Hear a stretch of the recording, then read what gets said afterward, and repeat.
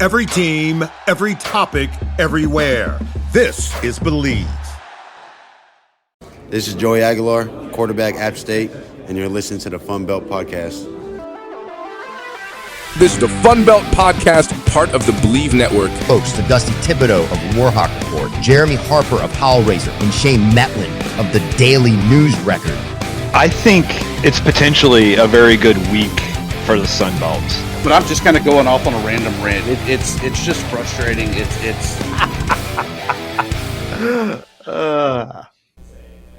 Jeremy, we are already missing the third leg of the tripod. It hurts so bad. It hurts so bad that it's bright and early, but it's also Christmas because it's Sunbelt Conference Media Days.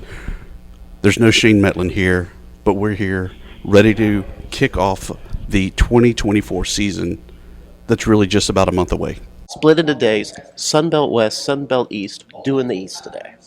The things I wish, in addition to it being one day so that we could party hardier and have more fun, media guides. They've all gone electronic. Everyone just gives you a QR code. It's pure anarchy, and it takes away, there's no presents to open for Christmas. Yeah, all right, sure, some of the charm is gone, but look at the environment we're saving. I mean, those media guides get super thick, super heavy. Do you really need them, Dusty? Oh, yes. You're a digital guy. Surely you can embrace this. I like killing trees. A tree murdered your parents, right? Exactly.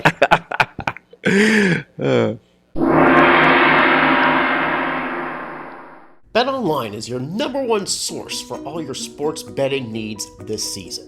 From baseball, golf, soccer, right to all the top fights in the UCF, MMA, and boxing. Every stat, every matchup, and even live odds and spreads while the games are being played. When the game's over, head on over to our online casino and get in on some blackjack or poker, or unwind with one of our 150 slots games. Head to the website today to get in on the action. Use promo code BLEAV, that's BLEAV, for your 50% welcome bonus on your first deposit. Bet online, the game starts here.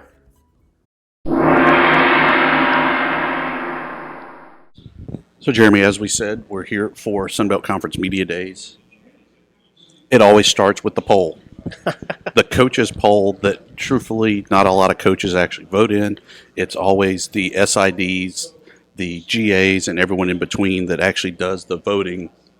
But no real surprise. Okay. It's App State in the East, Texas State in the West. Yes, and take a look at that West Division, though. Look how tightly the points are in second place. Troy, Louisiana, Arkansas State. Troy got 68 points. Arkansas State got 65 points. In the middle, Louisiana with 66 points. It might as well be 2A, 2B, and 2C in the West.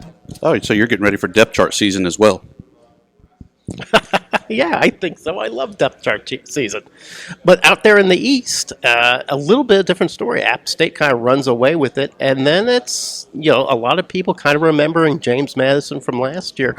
Don't know if it's the same championship-winning James Madison this year with a rebuild for Bob Chesney, making up for all those players that Coach Cignetti took off with to Indiana. Yeah, and I think that, we'll get into it as we start talking with coaches and players. But the other thing is, Jeremy named the Coastal Carolina quarterback, and Grayson McCall is no longer a choice. No. And so I think that's what really pushes App State and Texas State to the top of those polls. We know who's going to be behind center whenever camp breaks, whenever the season starts. And they're good options. They're great options. And that's really the difference maker as to why those two teams are really standing out early on in this preseason poll. That's a good point. You look at most of these teams, and none of them, or most of them, don't have a established quarterback leading the team. The Cajuns, South Alabama, ULM, James Madison, Coastal Carolina, Marshall. These are all question marks for all these teams, and that's the biggest question mark on the team is when you don't have your quarterback set. And we did get some glimpses. I mean, you look at Cole Pennington at Marshall. Sure. We got some brief glimpses of what he is capable of doing and could carry over to this season. Same thing with South Alabama and Gio Lopez. So I don't think it's necessarily a knock or the panic button being hit that, Gio Lopez isn't going to be the guy that can lead the Jaguars. I don't think we could say that. I think that he is a established quarterback, maybe a little immature in that he's only a redshirt freshman and limited game experience.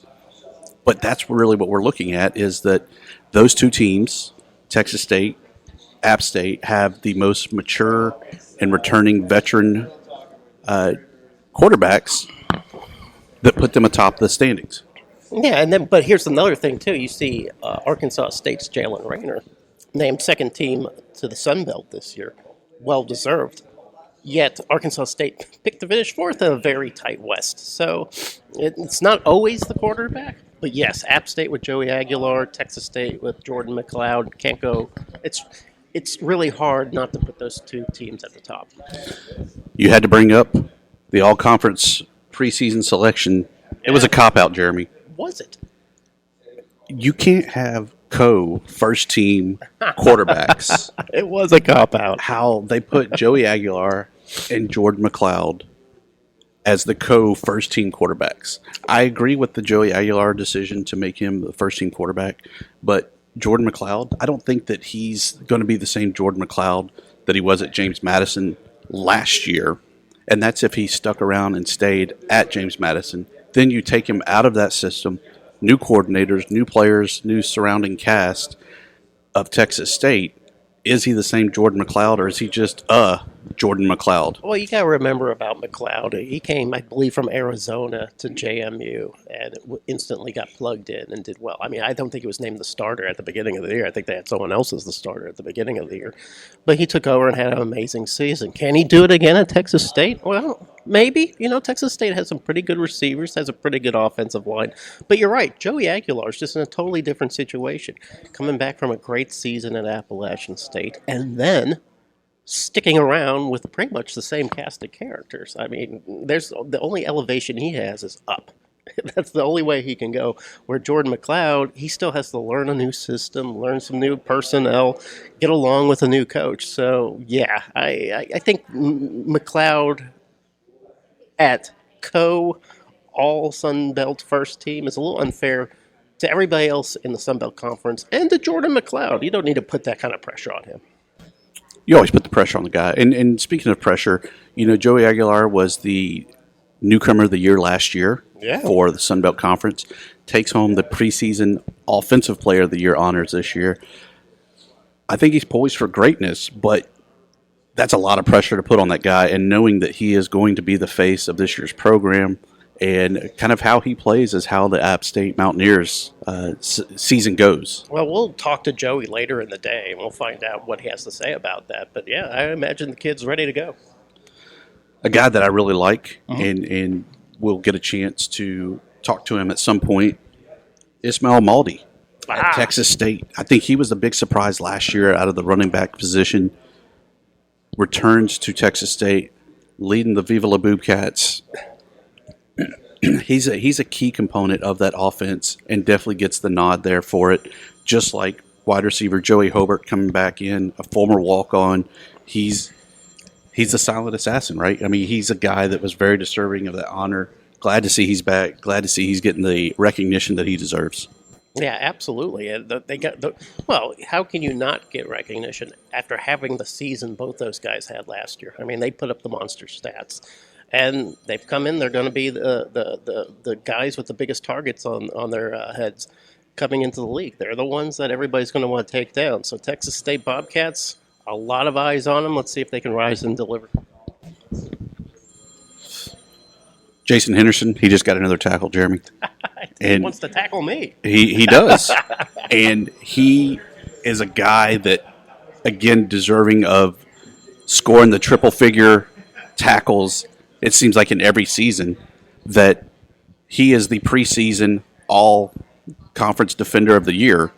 And so excited to see what he can do this year because it's hard to surpass those numbers that he had last season. What is going on with Old Dominion, by the way? Top two tacklers in the Sun Belt last year, Henderson and his battery mate, whose name suddenly slips my mind.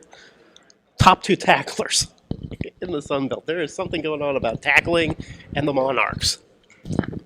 Hey, let's get weird. I mean, The weirdest team in the in the Sun in the Belt, Sun Belt deserves to have a weird stat. and they definitely live up to that hype. But I think it's. And I know we say it all the time. It's just weird that they have these great offensive players there with Grant Wilson at the quarterback position. Then they have the standout defensive side that we talked about. But then you go into every game looking like it's really a 50-50 game of whether or not which Monarchs team you're going to see and which one you're going to get. Well, when we have Ronnie on the show, we'll definitely ask him why it's so weird there at Old Dominion. I thought we just talked baseball with him. We could talk baseball too if he likes. So here's the thing. All the guys that landed on the first team and second team, offenses and defenses, they deserved it. Was there any teams that didn't land anybody? Any programs that didn't land anybody on either team? Jeremy, if there's one game that I have circled this year, it's Arkansas State. If nothing else, to get that monkey off of the ULM back. But for all the under-the-belt shots that you give me. Oh, no, I was just giving you an opening, a segue. Because, yes, it was ULM, Southern Miss, no representation on the preseason teams. But, again, what have you done for me lately? You look at the season last year, Southern Miss, ULM, at the bottom of the Sun Belt overall and the Sun Belt West. Yeah, it's probably pretty deserving, just like a lot of these guys we talk about. What they did last year pushes them onto these preseason teams this year. You can't tell me that Jordan McLeod would have been a first-teamer if he was anyone else going to a new team first. I mean, based on that, why are we not looking at someone like a General Booty at ULM that should be a first-teamer? Everybody likes General Booty, but here's the thing, too, with ULM. So many new faces at ULM. 72. Now, in Southern Miss, they don't have Frank Gore Jr. anymore. They don't have that standout star. I did expect that Southern Miss would have some representation somewhere on that team. It just goes to show you just what a tough job coach. Oh, gosh, what's his name again? Will Hall? Well, God, how can I forget Will Hall? That just shows you what a tough job Will Hall has to rebuild that team and get them back in the league. Arkansas State has had a couple years where they had next to zero amount of players on there, and it showed on the field. So it's projecting to be a tough year for Southern Miss. Coastal Carolina coming in off of an 8-5 season last year. Coach Beck, normally the question would be, how do you replace Grayson McCall? How are you going to do that? But we kind of got that preview last year with him being out injured so much. But still the question is, how do you replace Grayson McCall not being in the locker room at least? Yeah, I probably would have liked to have a whole season to figure that out instead of during the season when he got injured. But, yeah, I mean, how do you replace that guy, right? What he's meant to Coastal Carolina, the things that he's been able to accomplish in his career. But we were very fortunate, right? I mean, Jared played a couple of games for us, and then obviously we had Ethan, and Ethan came in and did a tremendous job. Went 3-1 as a starter, 7-1 TD to interception ratio. Played really well. And I was really proud of him. I thought Coach Trickett and the offensive staff did a great job in terms of realizing, hey, let's simplify a little bit. Let's give them opportunities to go out and win. We played good defense, ran the ball, and protected them a little bit, and we had good results with it. Coach, you mentioned Vasco, and he did great last season. But you bring in Noah Kim, too, this year, a guy out of Michigan State. Is that right? Correct. Yeah. So have you decided yet on who's going to be the starter this year, or is that going to be playing out during summer camp? Yeah, so our goal, right, as coaches is always to enhance, make us better, right, continue to recruit. And so we knew we had Ethan coming back, a successful starter for us for 4 games. When I got Noah Kim from Michigan State, we got Tad Hudson from North Carolina came in, and then recruited a really talented freshman in DJ Moore. So that room is very, very well stocked, very talented room that nobody knows about. Right. Coach, kind of a personal question. You came in first-year head coach last year, got the 8 wins, had a pretty good season. Does that put more pressure on you than you would like? I mean, would it have been nice just to sort of have a sort of break-in season? Now you got to exceed those expectations. Yeah. You ever coach at the Ohio State-Michigan game when it's number 2 versus number 3 in double overtime? That's pressure. Let me tell you, that's pressure. At the end of the day, pressures, you put it on yourself, right? I don't worry about those things. We just do the right things. We work hard. Everything will take care of itself. All the talk about quarterbacks, but it doesn't really matter who's back there if y'all on the offensive line are not in sync and not there. What's the pressure like knowing that you're going to have to break in a new quarterback probably and really kind of lead up the expectations for the offense? I feel like there's really no pressure for us as an O-lineman because it doesn't matter who's behind us. We have a job to do, and we're all going to do that job to the best of our ability, whether it's Ethan, Noah, or Tad, or whoever's playing quarterback back there. It doesn't matter to us. The best is going to play. The coaches are going to evaluate them during fall camp, and we're going to block our tails off for whoever's behind us. Who talks more shit, the linebackers or the offensive linemen? Depends on the I imagine. Say this: it's not for lack of trying. I think both of them are fighting. You probably it's because we got O-linemen and linebackers here, but I'd say probably the DBs. The DBs. Well, they're the divas on the team, right? So again, Coastal Carolina really always thought of as a great offensive team. Tell us about the defense. What are you going up against in practice to really get ready for that? Oh, that's for you. Oh, this spring was a huge test for us because we say the goal is the best competition we're going to see is the competition we see every day in practice. So that's just O-line, D-line pushing each other in the trenches. That's O-line pushing the linebackers. And I think we got a really good group, and we spent this summer pushing. There's always conversation going back and forth. I'm gonna lock you up. I'm gonna block you. But we're excited. We just like competing, so we're excited to get out there and get each other better. So the defense, y'all never get a chance to shine. How do you shut down this offense? And what's the secret to the sauce there? I think it's just getting everybody familiar with the playbook, and obviously we got a lot of new guys in, but this is the deepest defense that we've ever had. And just getting those guys really dialed in on the playbook, and like Zach said, competing every day. We're going to go at it in camp, so it should be exciting to see how everybody comes along. Coach, it's a question actually for everybody here, but this is sort of more of a scheduling thing. You managed to get Virginia to come to Coastal this year. How big is that going to be for the city of Conway and for the program to get sort of that Power 5 program to come to your turf, your strange teal turf? Yeah. What's that going to be like? Yeah, it's. I know everybody's excited. I think we have a great home schedule overall, right? Not only Virginia. We got the school in Boone coming down. We got Louisiana comes to town, Georgia Southern. So it's going to be if I'm a fan and I live in Conway or Myrtle Beach, I'm going. Like, those are great college football games. Hard to see that. And with our new athletic director, Chance Miller, we're going to have an incredible venue that's going to be unbelievable on game day. It's going to be different, way different. There's a lot of changes going on, really good stuff, right? So not only on our team, some of the players talked about that. We had 66 new guys, right? 120, 66 new guys, and so fall camp's going to be interesting. See what we got. So then you open up conference play after that Virginia game with Old Dominion and JMU. Which team do you hate the most? No, come on! Don't pass it off. I mean, you guys have a pretty good rivalry. I mean, in the Sun Belt. What do you mean? What do you mean there's a rivalry? Hold on. Let me ask you this. Let me ask you this question. Hold on. Let me ask you this question. Who likes us? Is there anybody likes Nobody likes Coastal Carolina. Most teams. We're most teams' rivalry, right? Sure, absolutely. Okay, well, we'll leave it at that. I won't put you on the spot for that. The long-awaited NCAA football game comes out. Oh. How many games have you played, and how do you play a game as an offensive lineman? Are you the quarterback, or are you selecting the offensive lineman trying to block?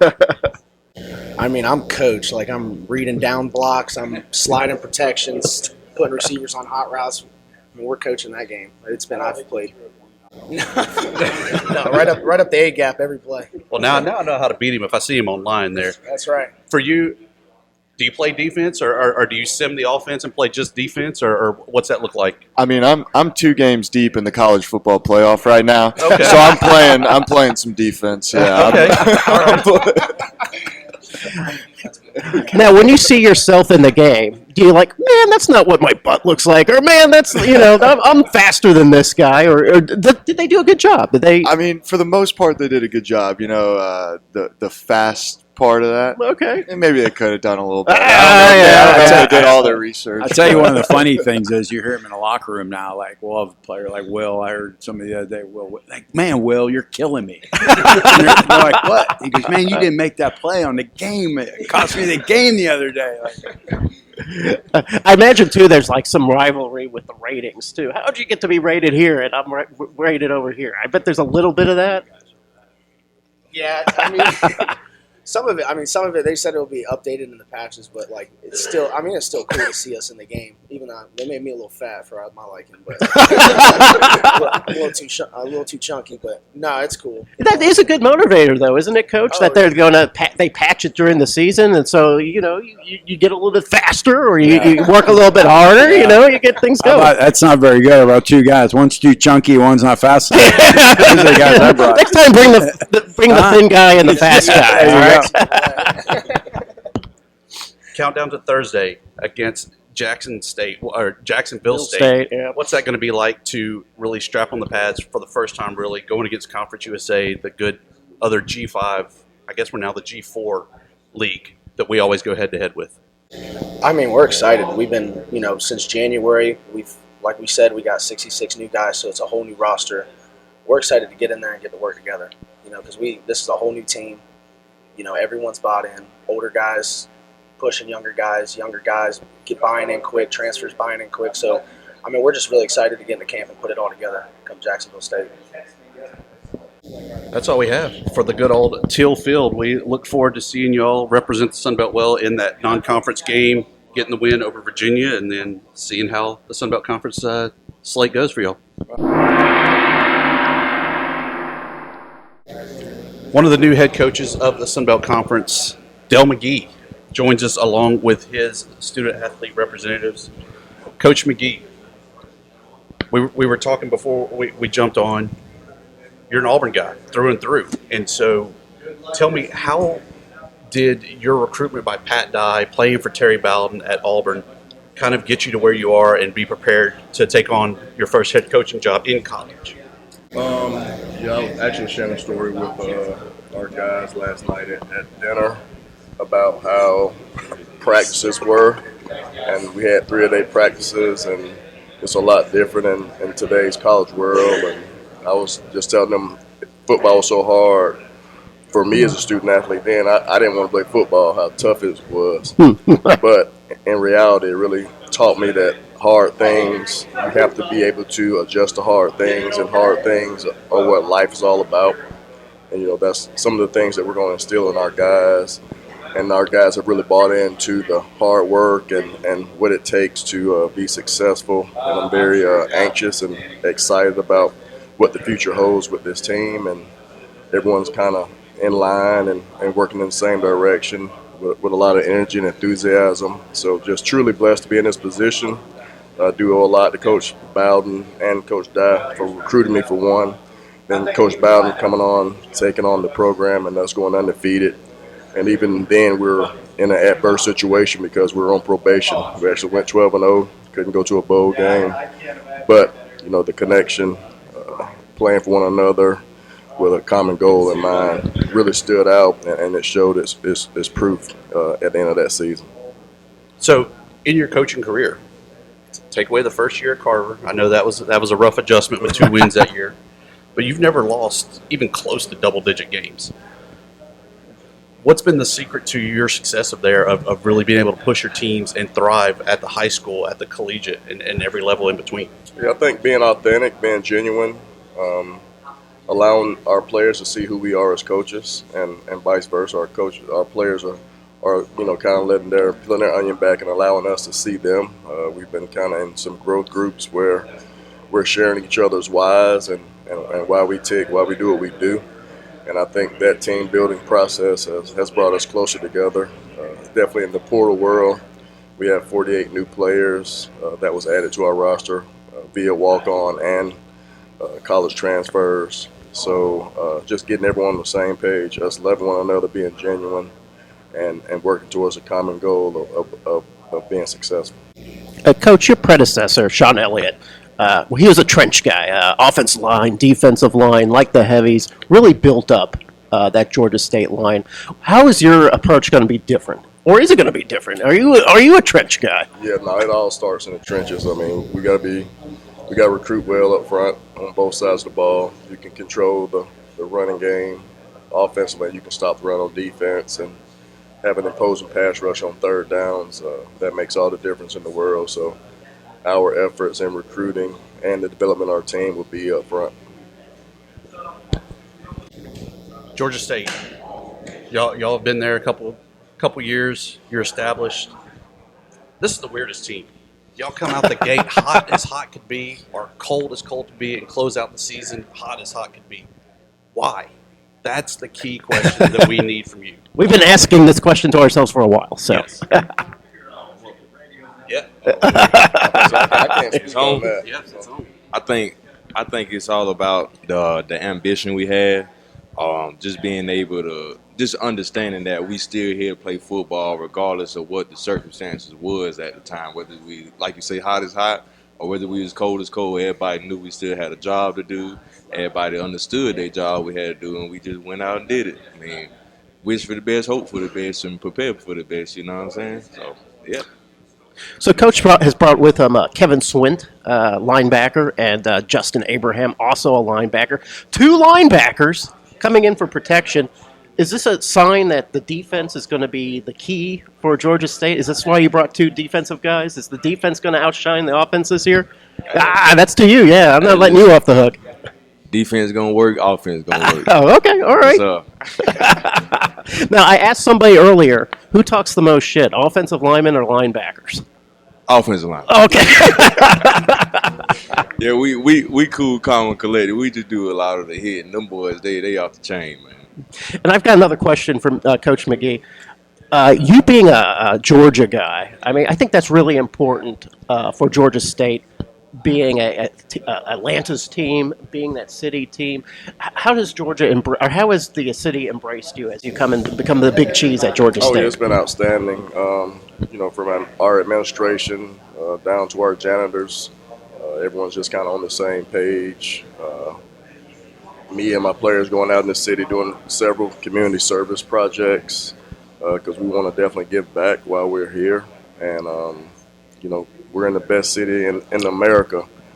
So we plan on graduating all of our kids and having a transition plan where it's foolproof because we have a great networking opportunity with all the Fortune 500 companies and really any type of 50-year plan that you want to have as a student athlete is in Atlanta. So we want to expose our student athletes to everything that the great city of Atlanta has to offer.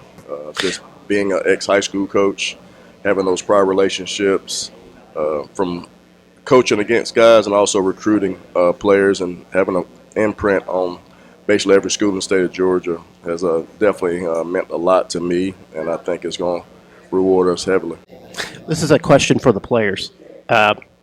You guys get Georgia Tech, speaking of Fortune 500, a well-moneyed school. How badly do you want to stomp those guys in the ground? I mean, I feel like at the end of the day we want to win, but we try to really, focus on us, doing the right thing, putting things together, just striving as a team, whether it's facing adversity and accepting challenges, throughout the first game or throughout the first 5 weeks, we just really focused on us and, how we can get better as a team. Well, let me put it another way then. Whoever wins this game owns Atlanta, right?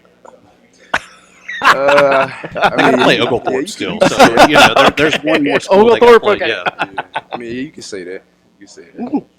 And then after that game, unless I got it wrong, you guys get Georgia Southern, another team that maybe you guys don't like so much. Are you going to have enough energy to face both those teams week to week? Yeah, I'm. We got Chattanooga. Okay, thank you. I got that all wrong. But still, to open up the season with that's pretty tough. It's not the first time you'd be wrong, though. I've been wrong all day. So why correct the record? So, Kevin, here's a question for you. Maybe you didn't know this about your coach. Oh. He's a Georgia Southern guy. Oh. That was the interim head coach That's to win a right. bowl game for him. Did you know that, first of all? Yeah, I did.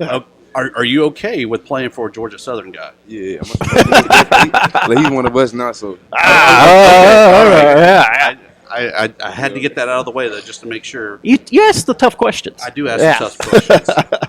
So last year, we talked about Georgia State being the hot of hot, the cold of colds. Y'all got the cold. But y'all got to go up and play on the blue turf at Boise State in the Idaho Potato Bowl against Utah State, but able to pull out the big victory. How big was that to kind of cap off that season and build that momentum for this year? I think it was pretty good. We sent the seniors out with a bang, and that was really the most important part because we understood how the season went from, all the way up to the top of the mountain, and we just went snowballing after that.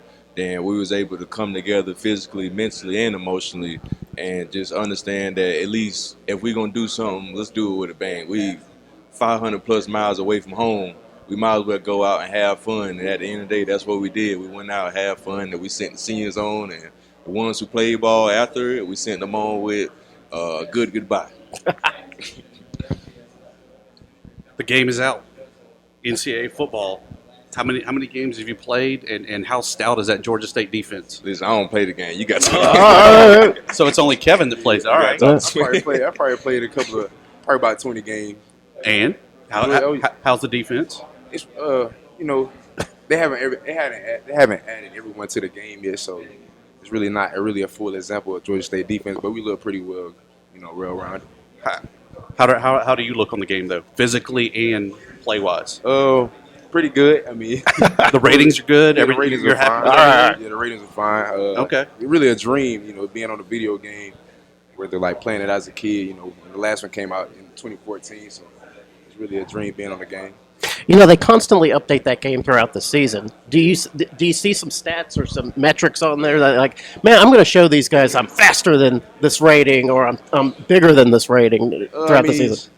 Just trying to take it 1 week at a time. Okay. Hopefully I make improvements, but hopefully we make improvements as a team overall. So that's really the biggest goal in mind. What was the margin of victory over Georgia Southern? Say it again. What was the margin of victory over Georgia Southern? I can't recall. I can't recall it all. Awesome. Guys, we look forward to another weird season, the hot start, cold start. But Coach McGee, welcome to the league, and looking forward to the Panthers competing in 24.